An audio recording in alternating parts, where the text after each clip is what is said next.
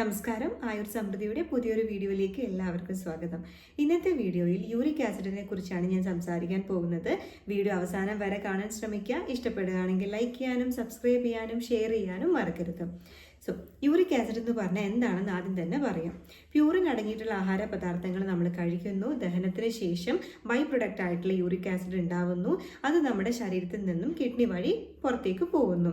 എന്നാൽ ചില ആൾക്കാരിൽ ഇത് ശരീരത്തിൽ തന്നെ ഡെപ്പോസിറ്റ് ചെയ്യുന്നു, പുറത്തു പോവാതിരിക്കുന്നു. അങ്ങനെയാണ് ഈ പ്യൂറിൻ ഡെപ്പോസിറ്റ്സും കാര്യങ്ങളും വരുന്നത്. യൂറിക് ക്രിസ്റ്റൽസ് വരുന്നു, അതുപോലെ പലതരത്തിലുള്ള ഇഷ്യൂസും വന്നേക്കാം. യൂറിക് ആസിഡ് എന്ന് പറയുമ്പോൾ ജോയിന്റിൽ ഉണ്ടാകുന്ന വേദന മാത്രമല്ല, ചിലപ്പോൾ ഇത് സ്ട്രോക്കിലേക്കും അല്ലെങ്കിൽ ഹാർട്ട് കണ്ടീഷൻസിലേക്കും എന്നിങ്ങനെ ഒട്ടനവധി കണ്ടീഷൻസിലേക്ക് വന്ന് ലീഡ് ചെയ്തേക്കാം. ഏറ്റവും പ്രധാനപ്പെട്ട കാര്യം എന്ന് പറയുന്നത് നമ്മൾ കഴിക്കുന്ന ആഹാരമാണ്. പ്യൂറിൻ അടങ്ങിയിട്ടുള്ള ആഹാരങ്ങൾ എന്തൊക്കെയാണെന്നൊക്കെ ഉള്ളത് ഈ വീഡിയോയിൽ ഞാൻ വ്യക്തമാക്കി തരുന്നതായിരിക്കും. അതുപോലെ തന്നെ യൂറിക് ആസിഡിന്റെ നോർമൽ റേഞ്ചിൽ നിന്നും കുറച്ചങ്ങ് പോയി കഴിഞ്ഞാൽ തന്നെ ആൾക്കാർക്ക് ഇപ്പോൾ ടെൻഷനാണ്. എന്നാൽ എനിക്ക് പറയാനുള്ള ഒരു കാര്യം, ബോർഡർ ലൈൻ ടച്ച് ചെയ്തിട്ടുണ്ടെങ്കിൽ നിങ്ങൾ ഉടനെ തന്നെ ഡോക്ടറിനെ പോയി കൺസൾട്ട് ചെയ്ത് മരുന്ന് സ്റ്റാർട്ട് ചെയ്യണമെന്ന് ചോദിച്ചു കഴിഞ്ഞാൽ അങ്ങനെ നിങ്ങൾ വറീഡ് ആവേണ്ട ആവശ്യമില്ല. ആദ്യം തന്നെ നിങ്ങളുടെ ഡയറ്റിലേക്ക് നിങ്ങളൊന്ന് നോക്കുക. അതായത് റെഡ് മീറ്റ്, കൂടുതൽ ഈ മട്ടൻ, ബീഫ്, ചിക്കൻ പോലുള്ള ഹോട്ട് പൊട്ടൻസി ആയിട്ടുള്ള മീറ്റ്, റെഡ് മീറ്റ് നിങ്ങൾ കഴിക്കുന്നുണ്ടെങ്കിൽ അത് നിങ്ങൾ മാക്സിമം ഒന്ന് അവോയ്ഡ് ചെയ്യേണ്ടതാണ്. അതുപോലെ തന്നെ ഫൈബർ റിച്ച് ആയിട്ടുള്ള ഫുഡ് ഐറ്റംസ് കഴിക്കുക. പ്രോട്ടീൻ്റെ ഇൻടേക്ക് മാക്സിമം ഒന്ന് കുറയ്ക്കുന്നത് നല്ലതായിരിക്കും. ഈ പയറ്, മുളപ്പിച്ച പയറ്, ഗ്രീൻ പീസ് ഇങ്ങനെയുള്ള കാര്യങ്ങളൊക്കെ നിങ്ങളൊന്ന് ലിമിറ്റ് ചെയ്യുന്നതായിരിക്കും ഏറ്റവും നല്ലത്. ഗ്യാസ്ട്രിക് ടൈപ്പ് ഓഫ് അല്ലെങ്കിൽ ഗട്ടിൽ എന്തെങ്കിലും ഇഷ്യൂസ് ഉണ്ടെങ്കിൽ നിങ്ങൾ മാക്സിമം ഗ്യാസ്ട്രിക് വെജിറ്റബിൾസ് ആയിട്ടുള്ള ഉരുളക്കിഴങ്ങ്, രാജ്മ എന്നുപോലുള്ള സോയ അതൊക്കെ ഒന്ന് മാക്സിമം കൺട്രോൾ ചെയ്ത് കൊണ്ടുവരുന്നത് വളരെ നല്ലതായിരിക്കും.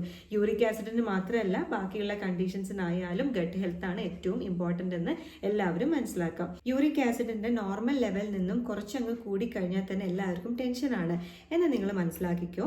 നിങ്ങൾ കഴിക്കുന്ന ആഹാരം അല്ലെങ്കിൽ ചെയ്യുന്ന ലൈഫ് സ്റ്റൈൽ പ്രാക്ടീസസിൽ എന്തെങ്കിലും തെറ്റുകൾ ഉണ്ടെങ്കിൽ അത് നിങ്ങൾ ആദ്യം തിരുത്തുക. അല്ലാതെ ആദ്യം തന്നെ ഡോക്ടറിനെ പോയിട്ട് കൺസൾട്ട് ചെയ്യേണ്ട ആവശ്യമില്ല. ഇപ്പം നോർമൽ റേഞ്ച് ഒന്നും ഒരു ഇച്ചിരി അല്ലെങ്കിൽ ബോർഡർ ലൈനിൽ ടച്ച് ചെയ്തിട്ടുണ്ടെങ്കിൽ നിങ്ങൾ ഡയറ്റ് ഒന്ന് നോക്കുക. അതായത് റെഡ് മീറ്റ് പോലുള്ള മീറ്റ് നിങ്ങൾ കഴിക്കുന്നുണ്ടെങ്കിൽ അതൊന്ന് നന്നായിട്ട് ലിമിറ്റ് ചെയ്യുക. ഫോർ എക്സാമ്പിൾ ചിക്കൻ, ബീഫ്, അങ്ങനെയുള്ള മട്ടൺ ഇതൊക്കെ ഒന്ന് കൺട്രോൾ ചെയ്ത് അവോയ്ഡ് ചെയ്യേണ്ടതാണ്. അതുപോലെ തന്നെ പ്രോട്ടീൻ ഇൻടേക്ക് കൂടുതലാണെങ്കിൽ അതൊന്ന് കുറച്ച് കൊണ്ടുവരാം. ഗ്രീൻ പീസ് ആയാലും അല്ലെങ്കിൽ മുളപ്പിച്ച പയറ് അങ്ങനെയുള്ള കാര്യങ്ങളൊക്കെ ഒന്ന് കുറച്ച് കൊണ്ടുവരാം. ഫ്രൂട്ട്സ് നന്നായിട്ട് കഴിക്കുക. അതിൽ തന്നെ ഓറഞ്ച്, മൂസമ്പി ഒക്കെ ധാരാളം കഴിക്കുക. എന്ത് കഴിക്കുമ്പോഴും ലിമിറ്റായിട്ട്, അതായത് നിങ്ങളുടെ ഹിതമായിട്ട്, ശരീരത്തിന് ഹിതമായിട്ട് മിതമായ അളവിൽ നിങ്ങൾ കഴിക്കേണ്ടതാണ്. പിന്നെ ഒരു കാര്യം, പേഷ്യൻസിൽ കൂടുതൽ കാണിക്കുന്ന സിംറ്റംസ് എന്ന് പറയുന്നത് നമ്മുടെ കാലിൻ്റെ തള്ളവിരലുണ്ടല്ലോ, അവിടെയായിരിക്കും ഏറ്റവും കൂടുതൽ വേദന ഉണ്ടാവുക. പിന്നീട് ഈ കുഞ്ഞു കുഞ്ഞു ജോയിന്റ് വഴി ബാക്കിയുള്ള വലിയ ജോയിന്റിലേക്ക് വേദന സ്പ്രെഡ് ചെയ്തേക്കാം. അപ്പം ചില പേഷ്യൻസിനാണെങ്കിൽ നല്ല വേദനയായിരിക്കും, അത് തൊട്ട് കഴിഞ്ഞാൽ കുത്തിപ്പറിക്കുന്ന പോലുള്ള വേദനയായിരിക്കും അനുഭവിക്കുന്നത്. അതുപോലെ തന്നെ ചുവന്ന് വരിക, റെഡ്നെസ് ഉണ്ടാവുക, നീരുണ്ടാവുക, സ്വെല്ലിംഗ് ഉണ്ടാവുക എന്നിങ്ങനെ കുറച്ച് സിംറ്റംസും കാണാം. അപ്പം ഈ ഒരു സിംറ്റംസ് ഒക്കെ നോക്കിയിട്ട് അതിനനുസരിച്ചിട്ടുള്ള ട്രീറ്റ്മെൻറ്റും ഡയറ്റ് പ്ലാൻസും ഒക്കെയാണ് ഒരു ആയുർവേദ ഡോക്ടർ സജസ്റ്റ് ചെയ്ത് കൊടുക്കുക. ഒത്തിരി മരുന്നുണ്ട്. അപ്പോൾ അത് ഓരോ പേഷ്യൻറ്റിൻ്റെ പ്രകൃതിയും കണ്ടീഷനും അനുസരിച്ചിട്ടായിരിക്കും നമ്മൾ സജസ്റ്റ് ചെയ്ത് കൊടുക്കുക. കക്ക, ഞണ്ട്, കടൽ മത്സ്യങ്ങളൊക്കെ മാക്സിമം ഒന്ന് അവോയ്ഡ് ചെയ്യുന്നതായിരിക്കും ഏറ്റവും നല്ലത്. ബേക്കറി ഐറ്റംസും പ്രത്യേകിച്ച് ഈ ഷുഗർ കണ്ടന്റ് കൂടിയിട്ടുള്ള ഡ്രിങ്ക്സ്, ബീവറേജസ്, ആൽക്കഹോൾ, ബിയർ ഇതൊക്കെ ഒന്ന് കൺട്രോൾ ചെയ്ത് കൊണ്ടുവരുന്നത് വളരെ നല്ലതായിരിക്കും. നമ്മുടെ ശരീരത്തിൽ പിത്തം വല്ലാതെ അഗ്രവേറ്റ് ചെയ്ത കണ്ടീഷൻസിൽ നിങ്ങൾ ഇത്തരത്തിലുള്ള ചൂട് ആഹാരങ്ങളും അല്ലെങ്കിൽ ആഹാര പദാർത്ഥങ്ങളും മത്സ്യങ്ങളും ഡ്രിങ്ക്സും ഒക്കെ കഴിക്കുമ്പോൾ അത് കൂടുതൽ വഷളാക്കുകയേ ചെയ്യുള്ളൂ.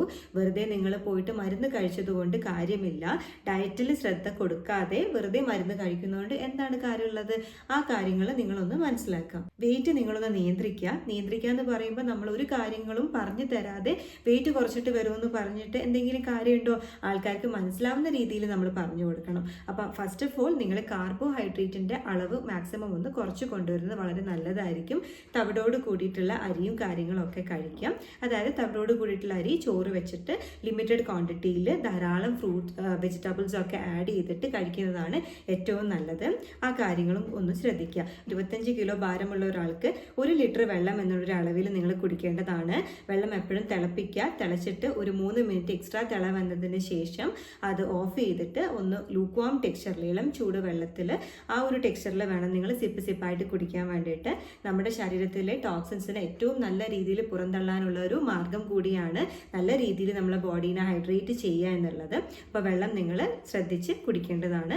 അതുപോലെ നമ്മൾ അവോയ്ഡ് ചെയ്യേണ്ട ഭക്ഷണങ്ങൾ എന്ന് പറയുന്നത് പ്യൂറിൻ അടങ്ങിയിട്ടുള്ള ആഹാരങ്ങളാണെന്ന് പറഞ്ഞു.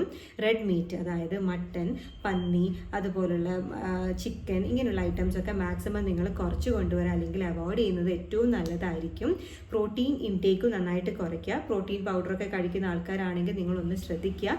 അതുപോലെ തന്നെ മുളപ്പിച്ച പയറ്, പിന്നെ ചീര, കൂണ്, ഇതൊക്കെ ഒന്ന് മാക്സിമം അവോയ്ഡ് ചെയ്യുക. മത്സ്യം പറയുകയാണെങ്കിൽ ഏറ്റവും കൂടുതൽ ഈ കടൽ മത്സ്യങ്ങൾ നമ്മുടെ റുട്ടീനിൽ നിന്ന് തന്നെ അവോയ്ഡ് ചെയ്യുന്നതായിരിക്കും ഏറ്റവും നല്ലത്. ഈ കക്ക അതുപോലുള്ള മത്സ്യങ്ങളൊന്ന് അവോയ്ഡ് ചെയ്യുന്നത് വളരെ നല്ലതായിരിക്കും.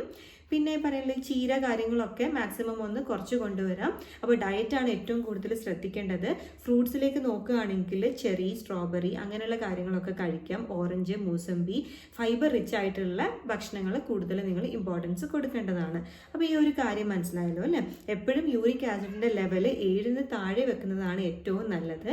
7 ഇച്ചിരി കൂടിക്കഴിഞ്ഞാൽ സിംറ്റംസ് റിഫ്ലക്റ്റ് ചെയ്തേക്കാം. ചില പേഷ്യൻസിൽ കുറച്ച് കൂടിക്കഴിഞ്ഞാൽ മാത്രമായിരിക്കും റിഫ്ലക്റ്റ് ആവുന്നത്.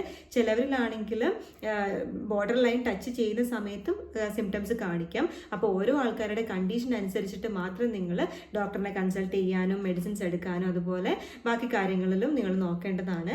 എപ്പോഴും പറയുന്നത് പോലെ മരുന്നിലേക്ക് പോകുന്നതിന് മുൻപ് മാക്സിമം നോക്കുക നിങ്ങളുടെ ബോഡി ഡയറ്റിൽ വരുത്തുന്ന വ്യത്യാസത്തിലൂടെയോ അല്ലെങ്കിൽ ലൈഫ് സ്റ്റൈലിൽ വരുത്തുന്ന വ്യത്യാസത്തിലൂടെയോ നോർമൽ റേഞ്ചിലേക്ക് കൊണ്ടുവരാൻ പറ്റുമോ, സിംറ്റംസ് നന്നായിട്ട് കുറച്ച് കൊണ്ടുവരാൻ പറ്റുമോ എന്നുള്ള കാര്യം ഒന്ന് എല്ലാവരും ശ്രദ്ധിക്കേണ്ടതാണ്. ഒരിക്കലും ലാബ് ടെസ്റ്റ് റിപ്പോർട്ട് കണ്ടിട്ട് നിങ്ങൾ ആരും പേടിക്കേണ്ട ഒരു ആവശ്യമില്ല. എല്ലാത്തിനും സൊല്യൂഷൻസ് ഉണ്ട്. നല്ല നല്ല മരുന്നുകളും ആയുർവേദ ട്രീറ്റ്മെൻറ്റ്സും ഒരുപാട് കാര്യങ്ങളുണ്ട്. അപ്പോൾ ബോർഡർ ലൈൻ എത്തിയിട്ടുണ്ടെങ്കിൽ പേടിക്കേണ്ട ആവശ്യമില്ല. ബോർഡർ ലൈൻ കഴിഞ്ഞാലും പേടിക്കേണ്ട ആവശ്യമില്ല. പേടിക്കേണ്ടത് എപ്പോഴാണെന്ന് വെച്ചാൽ ഇത്രയും കാര്യങ്ങൾ പറഞ്ഞു തന്നിട്ടും നമ്മൾ ആരും നമ്മുടെ ഡയറ്റിൽ ഫോക്കസ് ചെയ്യുന്നില്ല, ലൈഫ് സ്റ്റൈൽ ഇമ്പ്രൂവ്മെൻറ്റ് വരുത്തുന്നില്ല, എക്സസൈസ് ചെയ്യുന്നില്ല, അങ്ങനെ ലേസി ആയിട്ട് നിൽക്കുന്നുണ്ടെങ്കിൽ മാത്രമാണ് നിങ്ങൾ പേടിക്കേണ്ട ആവശ്യം. അല്ലാത്ത പക്ഷം നിങ്ങൾ ആരും തന്നെ ഏതൊരു കണ്ടീഷൻ ആണെങ്കിലും ടെൻഷൻ അടിച്ചിട്ട് ആ ഒരു കണ്ടീഷനെ വേഴ്സൺ ആക്കേണ്ടതെന്നാണ് എൻ്റെ ഒരു അഭിപ്രായം. നിങ്ങൾക്ക് ഇനിയും എന്തെങ്കിലും ഡൗട്ട് ഉണ്ടെങ്കിൽ കമൻറ്റ് ബോക്സിൽ നൽകാവുന്നതാണ്. ഇപ്പോൾ യൂറിക് ആസിഡിൻ്റെ ഒരു ട്രെൻഡിങ് ആയതുകൊണ്ടാണ്. കാരണം ആര് തന്നെ ബ്ലഡ് ടെസ്റ്റ് എടുത്തു കഴിഞ്ഞാൽ ഇപ്പോൾ കൂടുതൽ പേഷ്യൻസ് പറയാറുണ്ട്, ഡോക്ടറെ ബോർഡർ ലൈൻ പാസ്സായി, ബോർഡർ ലൈൻ ടച്ച് ചെയ്തു, ഇനി എന്താ ചെയ്യുക, യൂറിക് ആസിഡ് അല്ലേ? അത് ആലോചിച്ച് തന്നെ ചിലപ്പം ഇല്ലാത്ത ജോയിൻറ്റ് പെയിനും വന്നേക്കാം. എത്ര തന്നെ വാല്യൂസ് ആണെങ്കിലും സിംറ്റംസിനനുസരിച്ചുള്ള ചികിത്സകളും അതുപോലെ ഡയറ്റും ഒത്തിരി നല്ല നല്ല കാര്യങ്ങൾ ആയുർവേദത്തിന് നിങ്ങൾക്ക് തരാൻ സാധിക്കുന്നതായിരിക്കും. സോ എന്തെങ്കിലും ഡൗട്ട് ഉണ്ടെങ്കിൽ കമൻറ്റ് ബോക്സിൽ നൽകുക.